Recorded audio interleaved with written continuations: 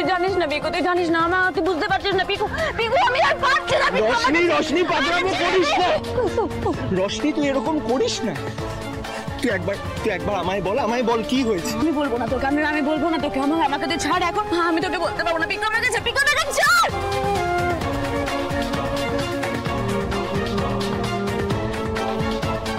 রোশনি, রোশনি দাঁড়া, রোশনি,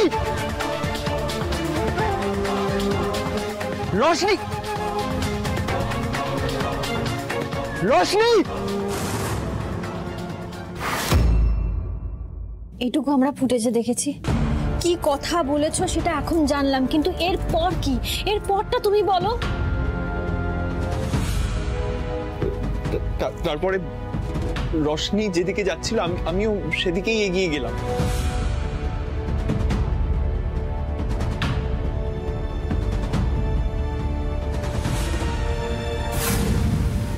রোশনি,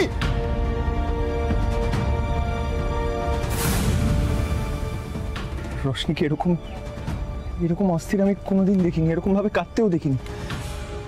ওকে একা ছাড়া যাবে না, যদি আবার কিছু একটা করে ফেলে। রোশনি, কেউ ছিল না রাস্তায়, একটা লোকও ছিল না, বিশ্বাস করো কেউ ছিল না যে আমি গিয়ে জিজ্ঞেস করবো মেয়েটা কোথায় গেল।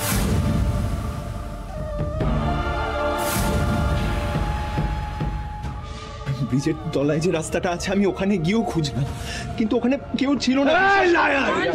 কত বাড়াচ্ছ তুমি? কাউকে দেখতে পাবেন না। আপনি কি করছেন?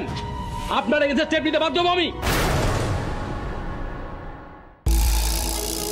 আমি আর পারছি না অফিসার, আমি সত্যি শান্ত থাকতে পারছি না। প্লিজ আমার ওয়াইফকে এনে দিন, প্লিজ খুঁজে এনে দিন। এই ছেলেটা সব জানে। যতক্ষণ অবধি আমি আমার ওয়াইফকে খুঁজে না পাচ্ছি, একে ছাড়বেন, একে গার্ডকে রাখবেন, এ সব জানি অফিসার, বিশ্বাস করুন, আমার ওয়াইফকে খুঁজে এনে দিন। রিয়াংশ, আমাকে কথা বলতে প্লিজ। দেখো পিকু, আমার আর তোমার মধ্যে আগে যা হয়েছে, প্লিজ ফরগিভ মি, আমাকে ক্ষমা করে দাও। কিন্তু আমি এখন দাদা হিসেবে তোমাকে জাস্ট রিকোয়েস্ট করছি, আই বেগ অফ ইউ, আমার বোনকে ফেরত দিয়ে দাও প্লিজ। পিকু, পিকু প্লিজ, পিকু তোমার সাথে আমার অনেক আগের আলাপ, তখন যে তুমিকে আমি দেখেছি, ইনফ্যাক্ট রোশনির বিয়ের আগে তোমার সাথে আমার আলাপ। তারপরে অনেক ঘটনা ঘটেছে, অনেক সিচুয়েশন পাল্টে গেছে। আমি বুঝতে পারছি রিয়াংসের সাথে বিয়েটা হয়তো তুমি মেনে নিতে পারোনি, কিন্তু দেখো তুমি যদি কিছু করে থাকো তাহলে কিন্তু আমাদের এত বড় ক্ষতি করো না। আমাদের বাড়ির মেয়ে, আমার বোন, তুমি যদি কিছু জানো, ইনফরমেশন তোমার কাছে থাকে, প্লিজ বলে দাও। দাদা, অ্যাটলিস্ট তুমি আমার কথাটা বিশ্বাস করো। আমি সত্যি বলছি, রোশনি কোথায়